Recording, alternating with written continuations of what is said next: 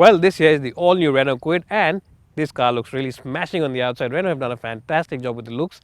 This car looks as good as a concept car. In fact, the styling is just very similar to a concept car because you get these DRLs on top over here. The main headlamps are here in the bumper. You get a big grille, and it just looks fantastic. In fact, I think this is the best looking small car in the segment right now. And if you agree with me, let me know in the comments. Even if you don't, do let me know. And you can also vote over here by clicking on this pop-out banner and tell me which car do you think is the best looking small car. The price of this car starts from about 2.85 lakh rupees ex-showroom Delhi, which means that this car takes on the Maruti Espresso. It also takes on the WagonR, and it also takes on the Alto in the lower trim versions.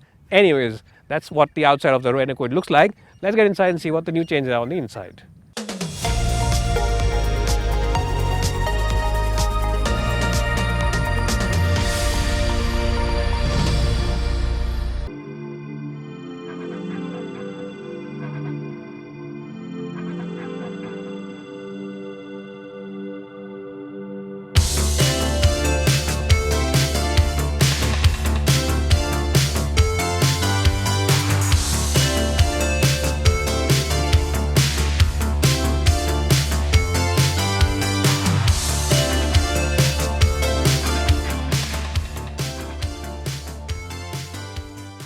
Let's start this review with the boot first, because the boot on the Kwid has always been its strength, and it's no different on the new car because this boot is around 300 liters, which is bigger than the Swift, bigger than the Neos, and bigger than the Figo, and that makes it the biggest boot on any car at this price point. Now, it's a square boot, it's a well-shaped boot, and you can really load it up with at least 3 or 4 pieces of big luggage. So if you're planning a long distance journey, if you're planning a weekend getaway in the hills, then this car's boot will easily accommodate your entire family's luggage. And the sill also is very minimal, so it is, as I said, a very spacious and a very useful boot. Overall, 10 out of 10. Well, so here I'm in the back seat of the Renault Kwid, and as you can see, headroom is more than sufficient for someone who's my height, which preference is 5'10". Now the front seats have been adjusted for my height, and if you're about 5'10" or 5'11", or even maybe 6, you should be quite okay for headroom. Knee room is also quite adequate. It's not the best. The Maruti Espresso has a little bit of extra margin in terms of knee room, but in isolation it's not bad either. The front seats have been raised, so you can easily stretch your feet over here, and the floorboard is also flat, and the car is decent in terms of width, so you can actually accommodate 3 without too much fuss. It's definitely more roomy than the Alto, but yes, in terms of its rivals with the Espresso, it is slightly behind. Another point which is a bit of a negative is the fact that the headrests are fixed and they're really very tiny, so someone who's sitting in the back would have appreciated adjustable headrests.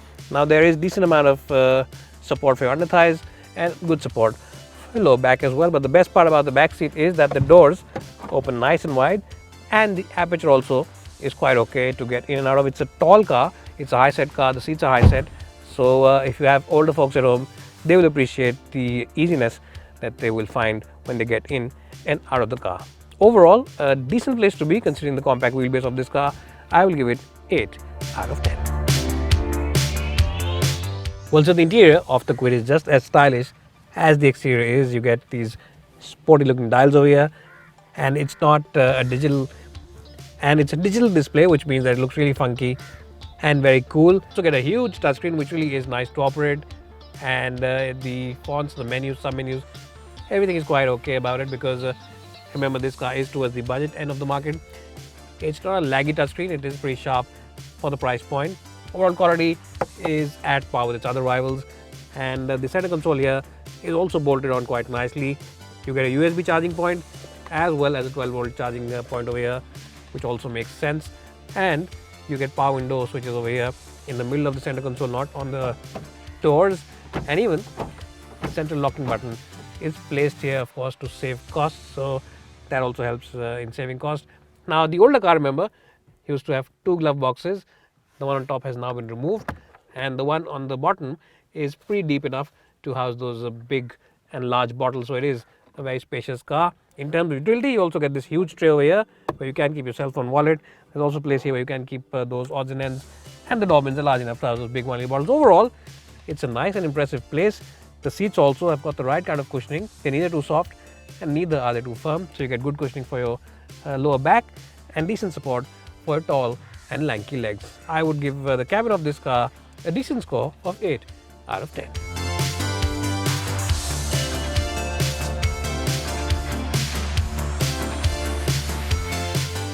Well, so the first thing that you'll truly appreciate about the Renault Kwid is its ultralight steering wheel.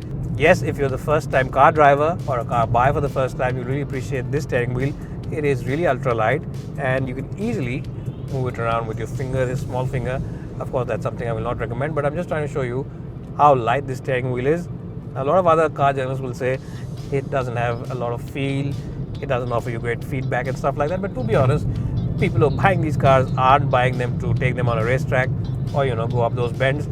People who are buying these cars are really buying them as their first car, as a great option to get from point A to point B without any hassle, and in that department the Kwid and this light steering wheel really does deliver. Now, just like the Maruti Alto and the WagonR, you can of course get two engine options. There's an 800cc petrol and there's also 1 litre petrol. The 800cc is quite okay if you drive primarily in the city, but the extra bit of power on the 1 litre is definitely worth it. Go for it.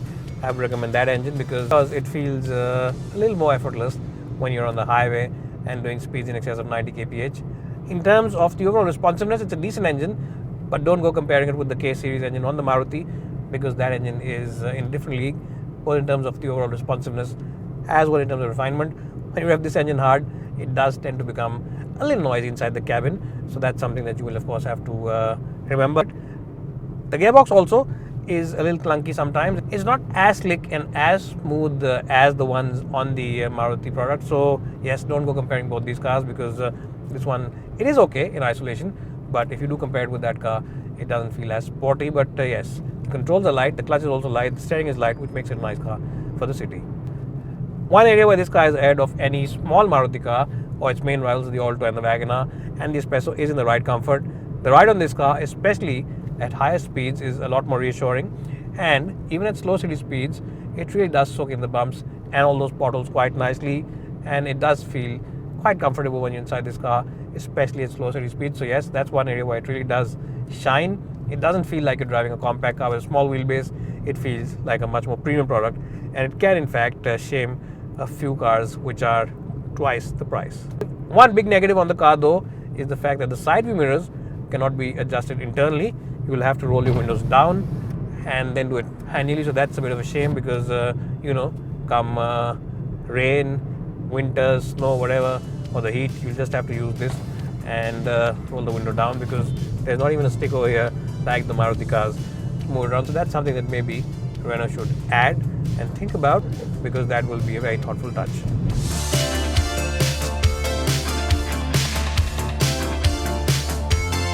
Well, so overall, the best value for money car in the market is the Renault Kwid. It offers you a long list of features, it offers you loads of space inside the cabin, it also offers you a huge boot, and it really does look very smashing on the outside. You will not mistake it for any other car when it's driving down on the road. So what I'm essentially trying to say is that if you are in the market for a small car or for your first car, then the Kwid should definitely be in your shortlist. I think you should go ahead at your Renault dealership and take a test drive of this car. Bye for now, and thanks for watching.